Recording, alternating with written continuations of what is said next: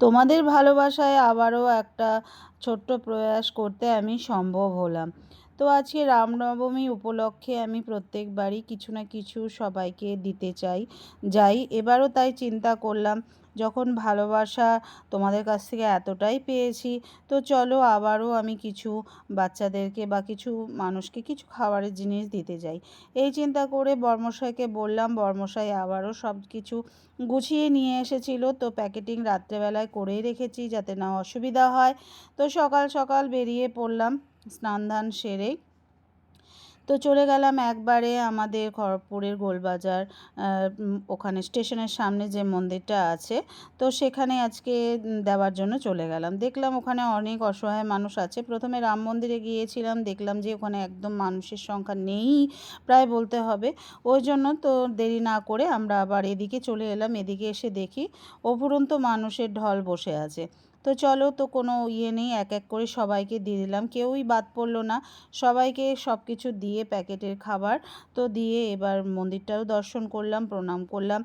আবারও যদি তোমাদের কাছে ভালোবাসা পাই, আবারও তাহলে কিছু ছোট প্রয়াস করতে আমি পারবো আর কি। তো এবার আসলাম এই দিকটায়। তো এদিকটা আসার পরে শরীরটাও খুব খারাপ লাগলো। বর্মশাই বলল যে তুমি একটু ছাওয়াতে দাঁড়াও, তো আখের রস বিক্রি হচ্ছে, সেটা একটু তোমাকে দিই, একটা ড্রিঙ্ক, তুমি সেটা খেয়ে নিলে তোমার শরীরটা একটু ভালো লাগবে। তো আমাকে এনে দিল একটা আখের রস। তো আমি দেরি না করে খেলাম। এত ব্লাড প্রেশারটা বেড়ে গেছিলো যে মাথা এতটাই ঘোরাচ্ছিল, তখন আর কোনো দিকে ধ্যানই ছিল না। তো উনি আমাকে একটা ড্রিঙ্ক তৈরি করে দিল। আমি খেতে খেতে কিছুটা ভিডিও তৈরি করে নিলাম।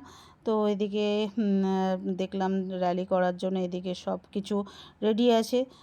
তো কিছুক্ষণ পরেই হয়তো এখানে আসবে বক্তৃতা কেউ দিতে। চলো এবার আমি গুটি গুটি পায়ে ঘরের দিকে রওনা দেব। যা রোদ, শরীরও প্রচণ্ড পরিমাণে আজকে খারাপ হয়ে উঠেছে, যেহেতু এতই প্রেশার বেড়ে গেছে। তো তাড়াতাড়ি করে দেরি না করে ঘরের দিকে রওনা হলাম। তো এই ব্রিজটা নতুন হয়েছে, এটা তোমাদেরকে তুলে ধরিনি কোনো দিনও, সেটাও আজকে একটু দেখিয়ে দিলাম। তো এদিক দিয়ে আগে হচ্ছে বিগ বাজারে যাওয়া হতো, এখন তো বিগ বাজার আমার এখানে নেই। তো ওই রাস্তাটাই আমি ধরেছি, গোলবাজার দিয়ে এই শর্ট রুটের রাস্তাটা এলে একবারে ব্রিজে উঠে যাব, ওই চিন্তা করে এই রাস্তাটা দিয়ে চলে এলাম। তো মুখের চোখের অবস্থা তো যা দেখছো, ক্লান্তির একেবারে ছাপ, যেহেতু একবারেই শরীরটা ভালো লাগছে না, যে ঝটপট করে এদিক দিয়ে একবারে গাড়ি টেনে আসলো। আমি আবার বাইকে বসতে পারি না, পায়ে অ্যাক্সিডেন্টের পরে এমন পরিস্থিতি। তো বাইকে উঠতে গেলে খুব অসুবিধা হয়, ওই জন্য যখনই যেখানে যাই বর্মশাইকে বলি যে স্কুটিটা আমার বের করে নিয়ে চলো, তাতে আমার সুবিধা হয় উঠতে আর নামতে।